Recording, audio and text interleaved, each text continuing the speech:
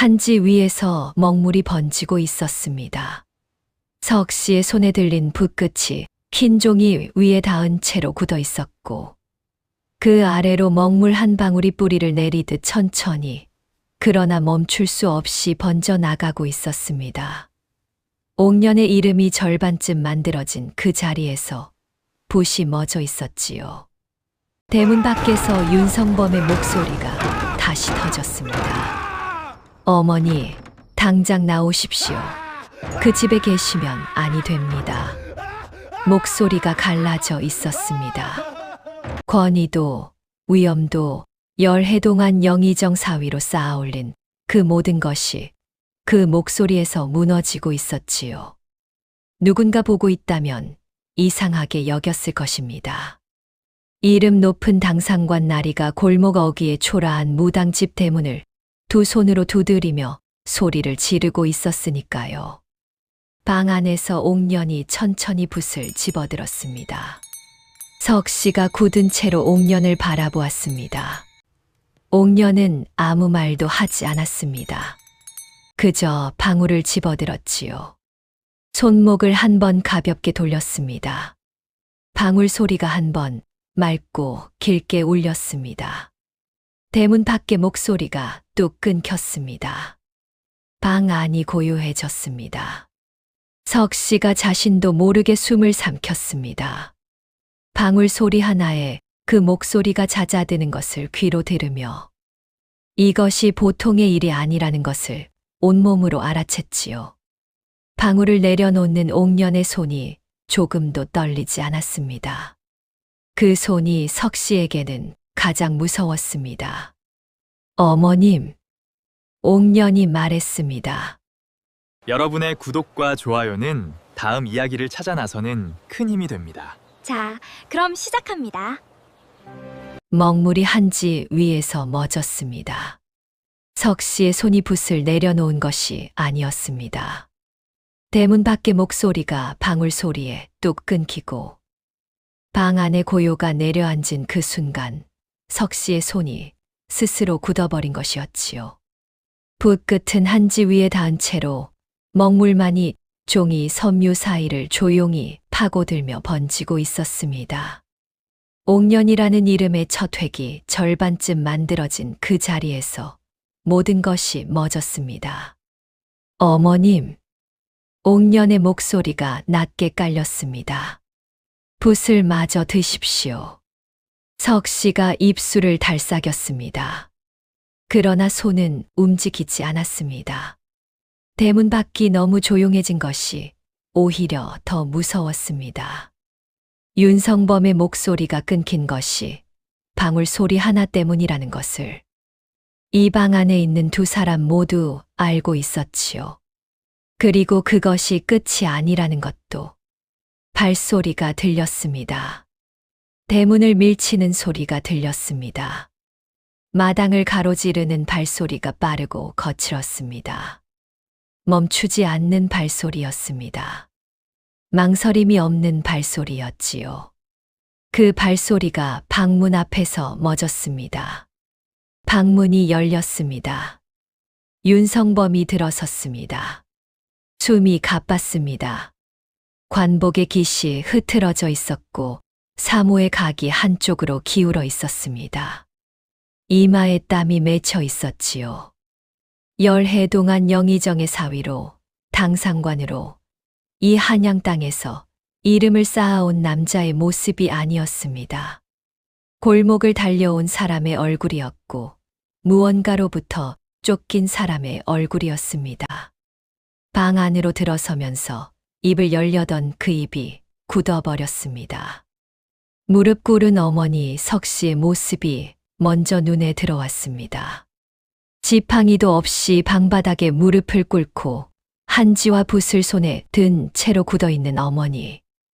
윤성범이 그 모습에 한 발짝 앞으로 나아가려다 멈추었습니다. 시선이 한 곳에 박혔습니다. 석 씨의 맞은편이었습니다. 향연기 너머 낮은 상 앞에 단정히 앉은 여인이 있었습니다. 흰 분이 발린 얼굴, 붉은 입술, 풀어내린 검은 머리카락 위로 붉은 댕기 하나. 백색과 주홍이 뒤섞인 무당의복의 옷고름이 가슴 앞에서 가지런히 메어져 있었습니다. 그 눈이 윤성범을 바라보고 있었습니다. 움직이지 않는 눈이었습니다. 놀라지도 반기지도 피하지도 않는 눈이었지요. 그저 바라보고 있었습니다. 열해의 세월이 그 눈 안에 고여 있는 것처럼 깊고 고요하고 차갑게. 윤성범의 무릎이 꺾였습니다. 스스로 꺾은 것인지 몸이 먼저 알아챈 것인지 이 남자 자신도 알지 못했습니다. 방바닥에 한쪽 무릎이 닿는 순간 관복의 무릎 부분이 구겨지는 소리가 났습니다. 그것이 그 방 안에서 한동안 유일한 소리였지요. 향 연기가 두 사람 사이를 천천히 흘렀습니다. 얼마나 그렇게 있었는지 모릅니다. 석 씨가 숨을 참고 있었고 몸종은 마당에서 들어오지도 못한 채로 방문 밖에 굳어 있었습니다. 윤성범의 한쪽 무릎이 바닥에 닿은 채로 그 입이 열렸습니다. 옥년이 이름을 불렀습니다.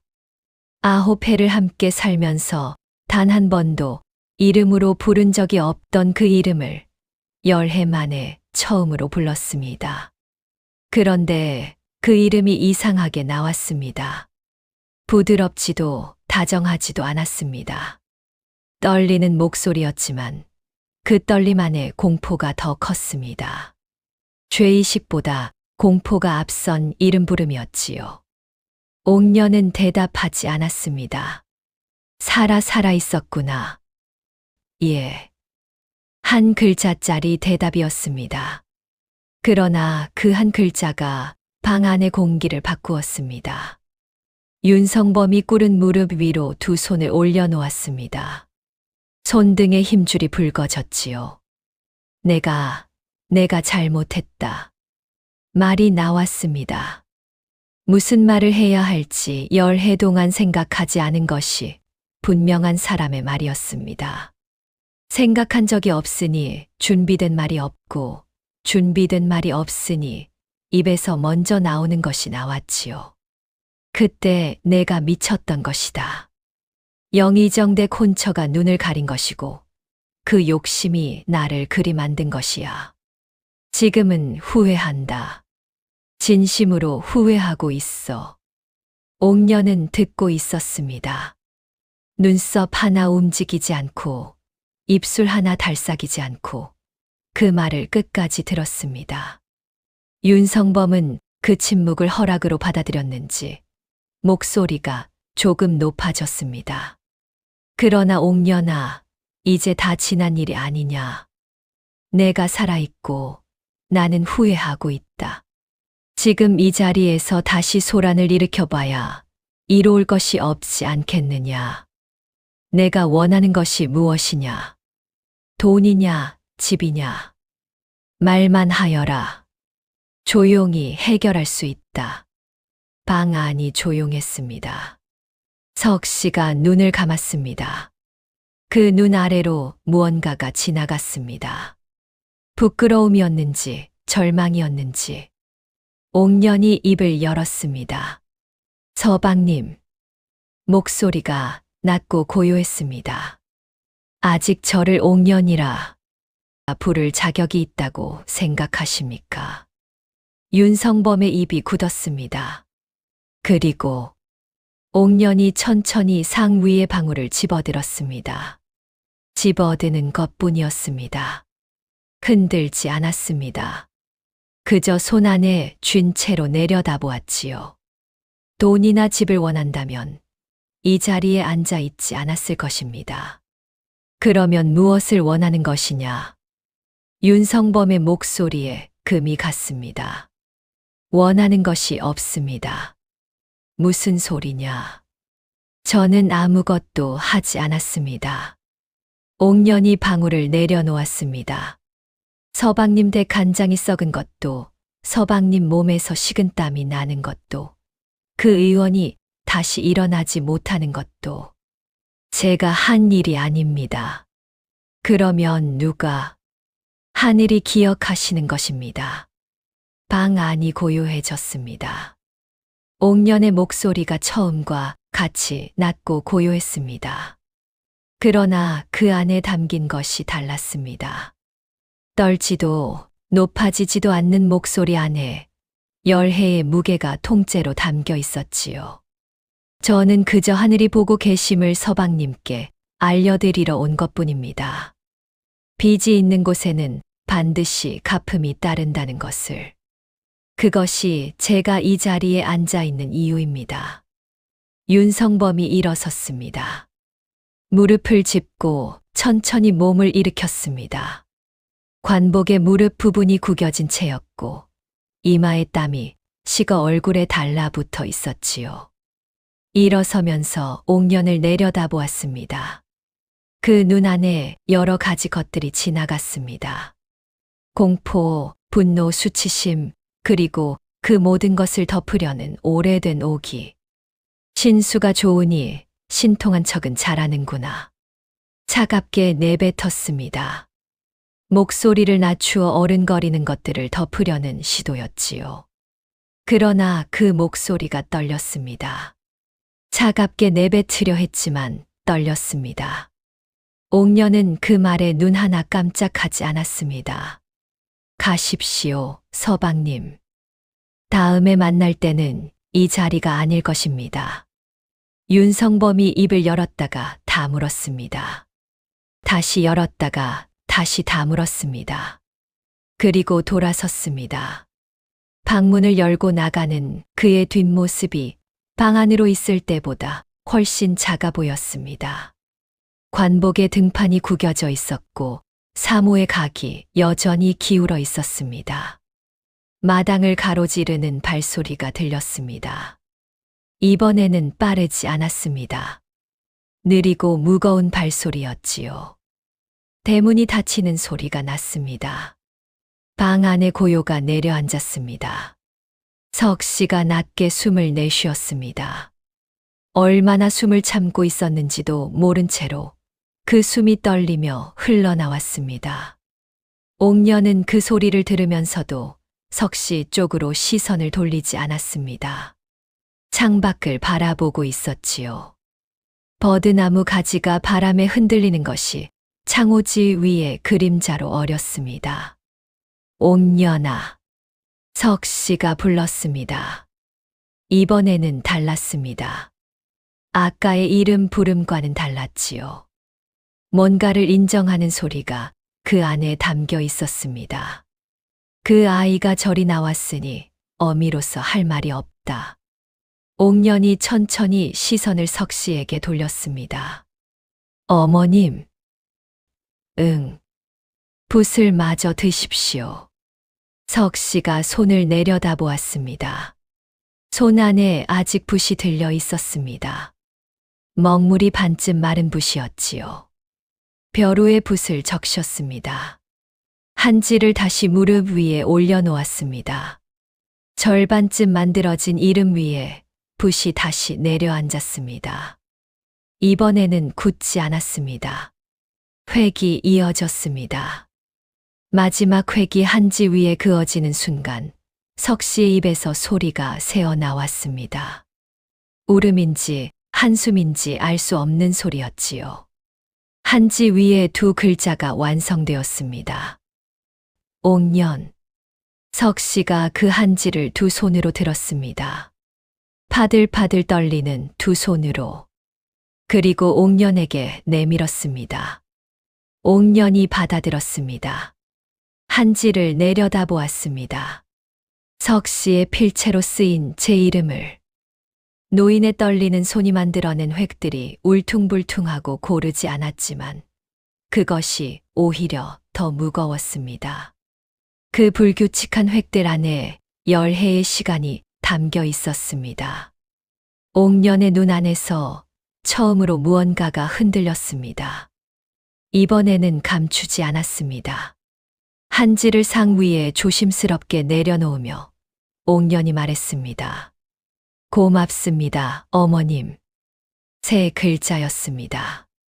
그러나 그 세 글자가 방 안의 공기를 바꾸었습니다. 석 씨의 어깨가 천천히 내려앉았습니다. 10해 동안 어딘가에 걸려 있던 것이 비로소 내려앉는 것 같은 움직임이었지요. 두 여인이 한참을 말없이 앉아 있었습니다. 향 연기가 그 침묵 위로 가늘게 피어올랐습니다. 석 씨가 돌아간 것은 한참 후였습니다. 몸종의 부축을 받으며 대문을 나서는 석 씨의 발걸음이 들어올 때보다 조금 달랐습니다. 지팡이의 기대는 무게는 같았습니다. 그러나 등이 달랐지요. 들어올 때는 그 등 위에 보이지 않는 짐이 얹혀 있었습니다. 돌아갈 때는 그 짐이 완전히 없어진 것은 아니었지만 조금 덜어진 것 같았습니다. 옥녀는 대문 앞까지 나와 배웅했습니다. 석 씨가 골목 어귀에서 한 번 돌아보았습니다. 옥년과 눈이 마주쳤지요. 말이 없었습니다. 그러나 그 눈빛 안에 무언가가 있었습니다. 청하는 것인지 묻는 것인지 그 자신도 정리되지 않은 무언가가. 옥녀는 고개를 한 번 숙였습니다. 석 씨가 돌아섰습니다. 골목 어귀로 사라지는 지팡이 소리가 점점 멀어졌습니다. 그 소리가 완전히 들리지 않을 때까지 옥녀는 대문 앞에 서 있었습니다. 버드나무 잎이 하나 떨어져 옥년의 어깨 위에 내려앉았습니다. 옥녀는 그것을 털어내지 않았습니다. 그날 밤 옥녀는 오래도록 잠을 이루지 못했습니다. 요를 깔고 누웠지만 눈이 감기지 않았지요. 천장의 나뭇결을 바라보다가 몸을 옆으로 돌렸습니다. 창호지 너머로 달빛이 들어왔습니다. 그 달빛 안에서 낮에 받아든 한지 위에 두 글자가 눈꺼풀 안에 어렸습니다. 황신녀의 목소리가 들렸습니다. 복수는 달지 않다. 옥녀는 눈을 감았습니다. 달다고 생각한 적이 없었습니다. 그러나 그 한지 위의 이름 두 글자가 예상하지 못한 방향에서 무언가를 건드렸습니다. 쓰라린 것인지 뭉클한 것인지 이 여인은 아직 그것에 이름을 붙이지 못했지요. 다만 분명한 것은 하나였습니다. 아직 끝나지 않았다는 것. 빚이 셋이었는데 오늘 받은 것은 하나뿐이었습니다. 그리고 두 번째 빚과 세 번째. 빚 사이 어딘가에 반쪽짜리 옷가락지 하나가 아직 이 집 혼수 괴짝 깊숙이 잠들어 있었습니다. 옥년의 눈이 달빛 속에서 천천히 감겼습니다. 이튿날 오후였습니다. 마당에서 방울을 손질하던 옥년의 귀에 골목 어귀에서 가마 오는 소리가 들렸습니다. 어제의 가마가 아니었습니다. 더 크고 더 화려한 가마였지요. 비단 주름이 잡힌 옆면에 금태가 둘러져 있었습니다. 영의정 댁에서 자란 여인이 타는 가마가 이런 모양이겠구나 싶었습니다. 가마가 대문 앞에 멎었습니다. 가마 문이 열렸습니다. 이소윤이 내렸습니다. 16세 이 집에 들어와 지금 26이 된 여인이었습니다. 곱고 단아한 얼굴이었지요. 영의정 댁에서 자란 티가 손끝에서부터 났습니다. 비단 저고리에 깃이 반듯하게 서 있었고 족두리가 머리 위에 흔들림 없이 얹혀 있었습니다. 그러나 그 반듯함 아래로 오랜 초조함이 얼굴 안쪽에서 배어 나오고 있었습니다. 혼인 3년 차, 태가 없는 여인의 초조함이었지요. 유모가 뒤를 따랐습니다. 이소윤이 대문 앞에 서서 안을 들여다보았습니다. 골목 안의 초라한 초가삼간을 한번 훑어보는 눈이 복잡했습니다. 영의정의 딸로 자라 이런 곳에 발을 들여본 적이 없었겠지요. 그러나 유모가 한 말이 귓속에서 맴돌았을 것입니다. 이 집 무당이 손 한 번 잡는 것으로 숨겨진 것을 꺼내더라 하던. 이소윤이 안으로 들어섰습니다. 마당에서 방울을 손질하던 옥년이 고개를 들었습니다. 두 여인의 눈이 마주쳤습니다. 이소윤의 발이 한 박자 멎었습니다. 무당의 얼굴이 이렇게 젊을 줄 몰랐던 것이겠지요. 삿갓도 없이 마당에 앉아 방울을 닦고 있는 여인이 흰 분을 바른 얼굴로 자신을 올려다보고 있었습니다. 그 눈빛이 이소윤의 걸음을 한 박자 늦추었습니다. 옥년이 먼저 입을 열었습니다. 오실 줄 알았습니다. 이소윤이 치마를 여미며 걸음을 이었습니다. 그러하셨습니까? 목소리가 반듯했습니다. 영의정의 딸답게 쉽게 흔들리지 않는 목소리였지요. 그러나 옥년의 눈이 이소윤의 손을 한번 훑었습니다. 손이 치마를 쥐고 있었습니다. 반듯한 목소리와 달리 손은 솔직했습니다. 들어오십시오. 방 안이 이소윤을 맞이했습니다. 낮은 상, 향로, 가늘게 피어오르는 향연기. 창이 작아 어두운 방이었지요. 이소윤은 방 안을 한번 둘러보았습니다. 화려한 비단 치마가 낡은 방바닥 위에 내려앉는 것이 어울리지 않았지만 이소윤은 그것을 개의치 않는 척 자리를 잡고 앉았습니다. 유모는 문 옆에 서 있었지요. 옥년이 들어와 맞은편에 앉았습니다. 두 여인이 마주 앉은 모양이 이상했습니다. 한 사람은 영의정의 딸이었고 한 사람은 무당이었습니다. 그러나 어느 쪽이 더 높은 자리에 있는지 그 방 안에서만큼은 가늠하기 어려웠지요. 이소윤의 비단 저고리가 아무리 곱더라도 향 연기 너머 옥년의 눈빛이 더 단단했습니다. 이소윤이 먼저 말을 꺼냈습니다. 유모에게 들었습니다. 이 집에 태를 막는 무언가가 있다 하셨다지요. 예. 그것이 무엇인지 알고 싶어 왔습니다. 옥년은 대답하지 않았습니다. 대신 상 위의 향로를 가볍게 밀어 비켜놓고 두 손을 상 위에 평평하게 얹었습니다. 손을 내밀어 보십시오. 이소윤이 잠시 망설였습니다. 손을 내미는 것이 무언가를 인정하는 것 같은 느낌이었겠지요. 그러나 3년이었습니다.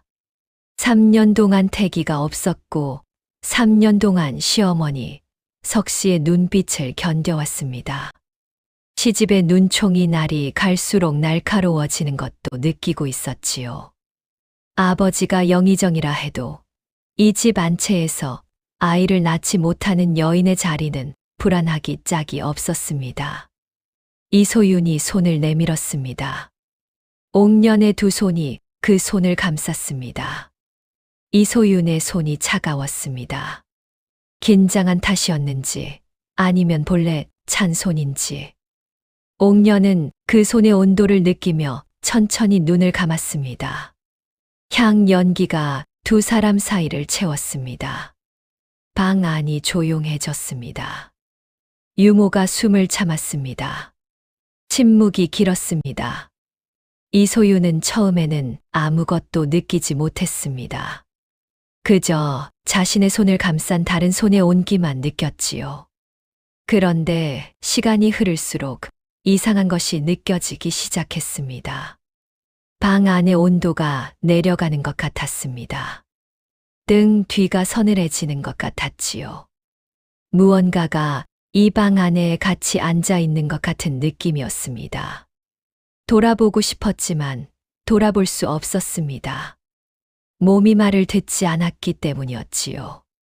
그때 옥년의 손이 미세하게 굳었습니다. 이소윤이 느꼈습니다. 그 손이 굳는 것을 손바닥으로 느꼈습니다. 옥년의 눈꺼풀 안에서 무언가가 지나갔습니다.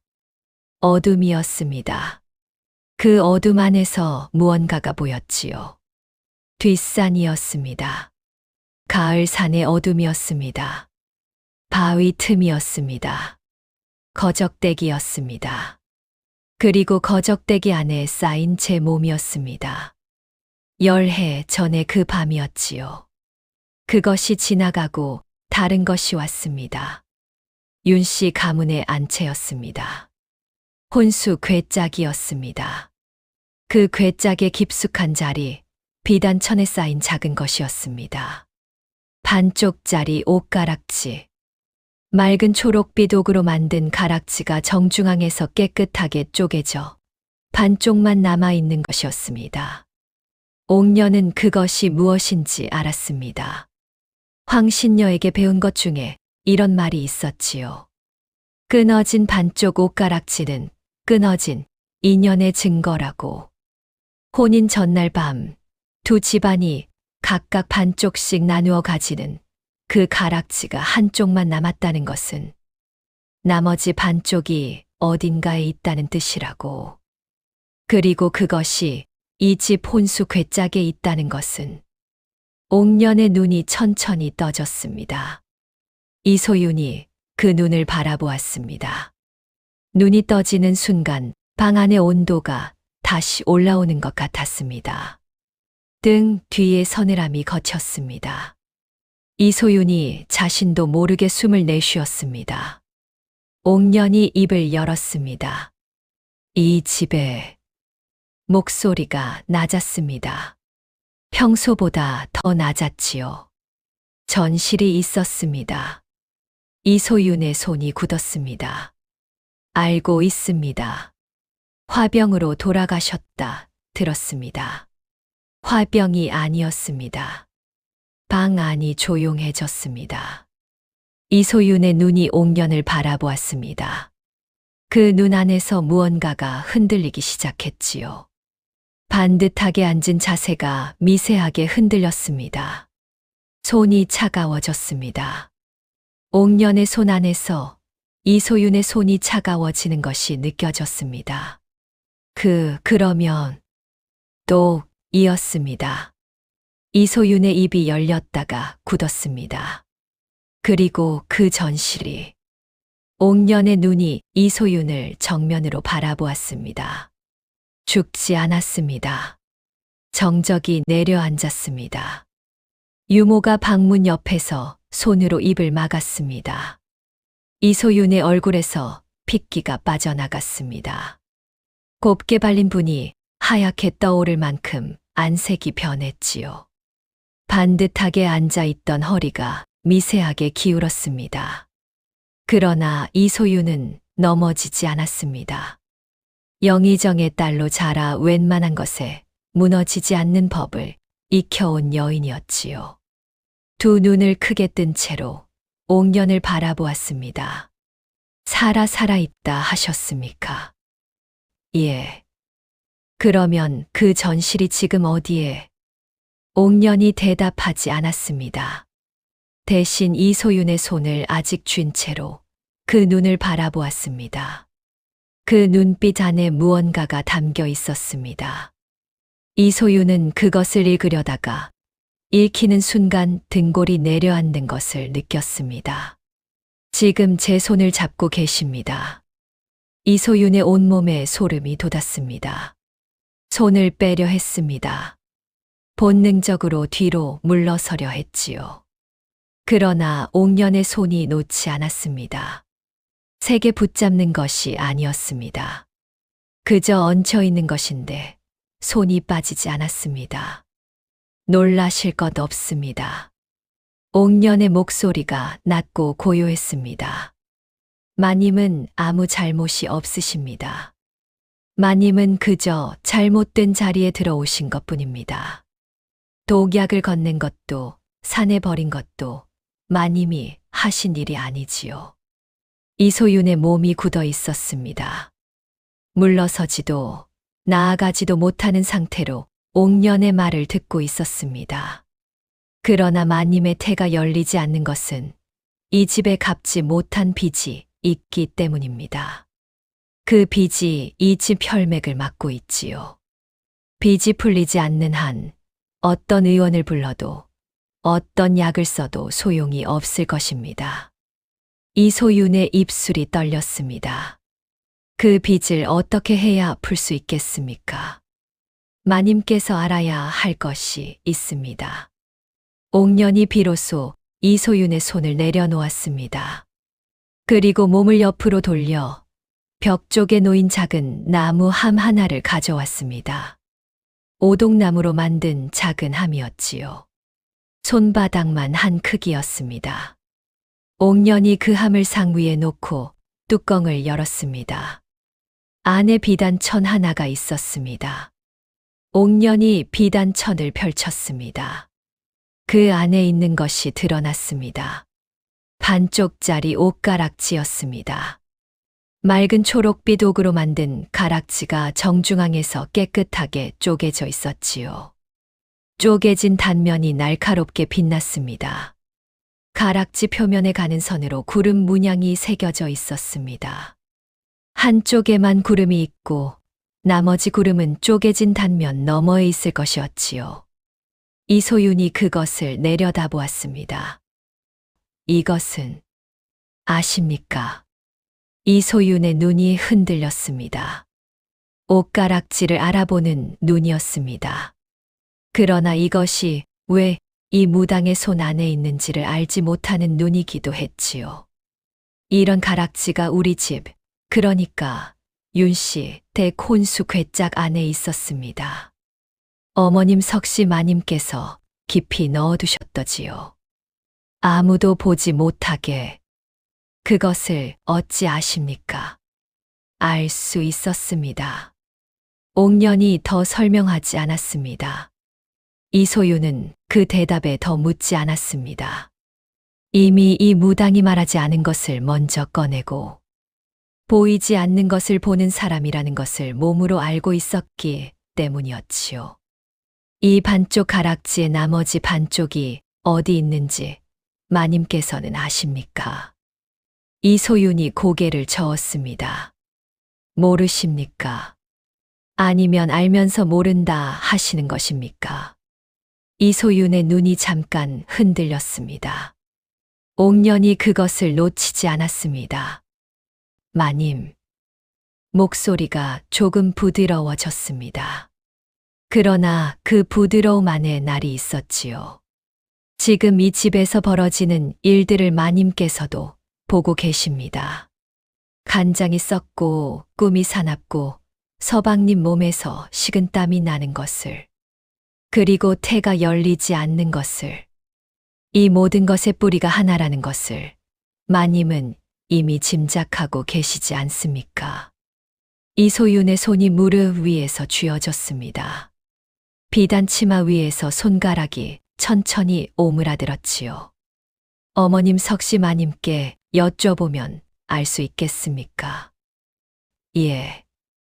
옥년이 그 옷가락지를 비단천 위에 올려놓고 이소윤 쪽으로 밀었습니다. 이것을 가지고 어머님께 가십시오. 이소윤이 그것을 내려다보았습니다. 차갑게 빛나는 초록빛 옷가락지 반쪽이 비단천 위에 놓여 있었습니다. 받아들여야 한다는 것을 알았습니다. 그러나 손이 선뜻 뻗어지지 않았지요. 이것을 받아드는 순간 무언가가 돌이킬 수 없게 된다는 예감이 들었기 때문이었습니다. 그리고 옥년이 덧붙였습니다. 나머지 반쪽이 어디 있는지 물어보십시오. 이소윤이 고개를 들어 옥년을 바라보았습니다. 어머님께서 대답해 주시겠습니까? 대답하실 것입니다. 어찌 그리 확신하십니까? 옥년이 잠시 침묵했습니다. 그리고 말했습니다. 어제 어머님께서 이 자리에 앉아 계셨습니다. 이소윤의 눈이 커졌습니다. 어머님이 여기에 오셨습니까? 예. 어머님이 직접 무릎을 꿇고 가셨습니다. 방 안이 조용해졌습니다. 이소윤은 그 말의 의미를 천천히 소화했습니다. 68배를 살아오면서 단 한 번도 무릎을 꿇은 것을 본 적이 없는 시어머니가 이 초라한 무당집 방바닥에 무릎을 꿇었다는 것을, 그 사실 하나가 이소윤에게 이 일의 무게가 얼마나 되는지를 가장 선명하게 알려주었습니다. 이소윤의 손이 천천히 뻗었습니다. 비단 천 위에 반쪽 옷가락지를 집어들었습니다. 차가웠습니다. 손바닥 위에 올려놓으니 그 무게가 느껴졌습니다. 반쪽짜리인데도 온전한 가락지보다 무겁게 느껴지는 것 같았지요. 쪼개진 단면의 날카로운 끝이 손바닥에 살짝 닿았습니다. 차가운 옥의 감촉이 손바닥 안에서 천천히 체온을 빨아들였습니다. 이소윤이 그것을 손 안에 감쌌습니다. 이소윤이 돌아갔습니다. 유모를 앞세우고 가마에 오르면서도 뒤를 한 번 돌아보지 않았습니다. 돌아보면 멈출 것 같아서였겠지요. 가마의 비단문이 닫히는 순간 그 안에서 이소윤의 손이 옷가락지를 더욱 단단히 쥐었습니다. 가마 소리가 골목 어귀에서 멀어졌습니다. 옥녀는 마당에 서서 그 소리를 들었습니다. 소리가 완전히 사라지고 나서도 한참을 서 있었습니다. 저녁 햇살이 버드나무 가지를 붉게 물들이며 기울어지고 있었지요. 버드나무 그림자가 마당을 가로질러 길게 누웠습니다. 옥녀는 천천히 손을 들었습니다. 제 손바닥을 내려다보았습니다. 옷가락지가 떠난 자리였습니다. 비단천도 나무 함도 아직 방 안에 있었지요. 손바닥이 비어 있었습니다. 아무것도 없는 손바닥이었습니다. 열해 전 그 밤의 손바닥도 이랬습니다. 독약 사발을 내려놓고 아무것도 쥐지 못한 채로 쓰러지던 그 손이 옥년이 손을 천천히 내렸습니다. 이제 두 번째 빚을 받을 차례였습니다. 그리고 두 번째 빚이 받아지고 나면 윤성범의 차례가 올 것이었습니다. 그날 밤이었습니다. 윤 씨 가문 안채에서 기척이 있었습니다. 석 씨의 방에 촛불이 늦게까지 켜져 있었지요. 이소윤이 시어머니 방을 두드린 것이 초저녁이었습니다. 안에서 들어오라는 소리가 났습니다. 이소윤이 방문을 열고 들어서며 손바닥을 펼쳤습니다. 석 씨의 눈이 그 손 위에서 굳었습니다. 반쪽짜리 옷가락지가 촛불 아래서 빛나고 있었습니다. 석 씨의 입에서 소리가 나왔습니다. 말이 아니었습니다. 늙은 몸 깊은 곳에서 새어나오는 신음 같은 소리였지요.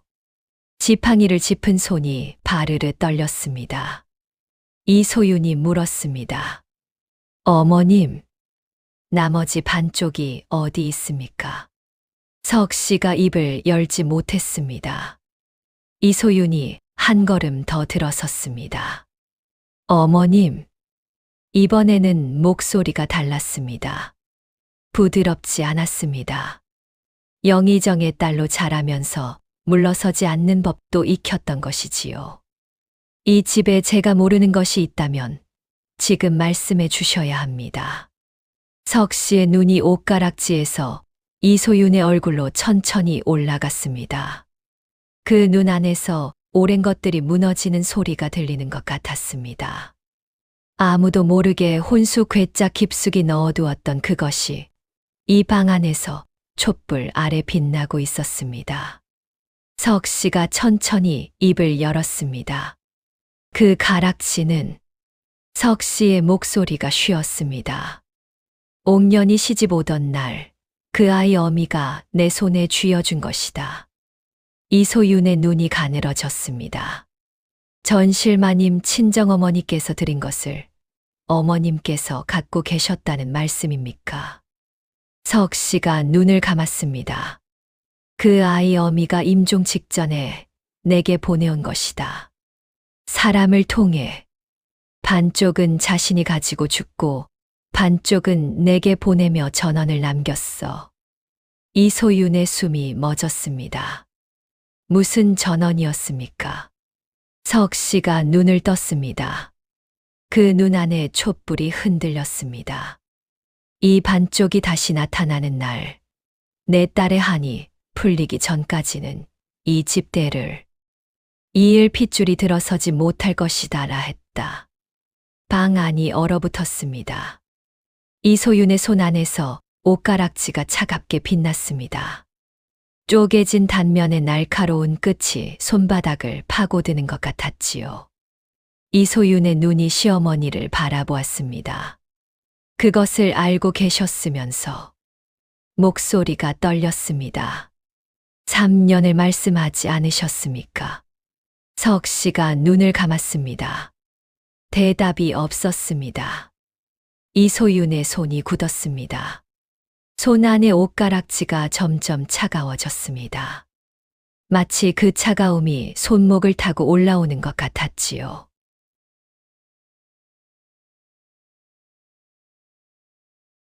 반쪽짜리 옷가락지의 비밀이 마침내 이소윤의 손 안에서 드러났습니다.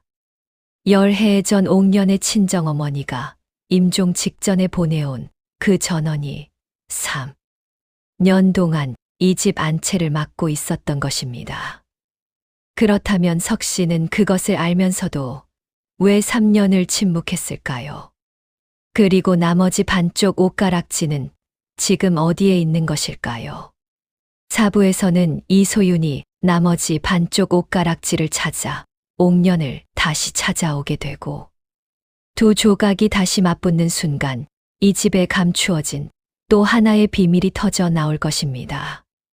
그것은 옥년도 석 씨도 윤성범도 예상하지 못한 것이었지요. 과연 두 조각의 옷가락지가 맞붙는 날, 윤 씨 가문에는 어떤 하늘의 이치가 내려앉게 될 것인지. 그 기막힌 뒷이야기가 궁금하시다면 지금 바로 구독과 좋아요를 꾹 눌러주십시오. 피 말리는 다음 이야기로 찾아뵙겠습니다.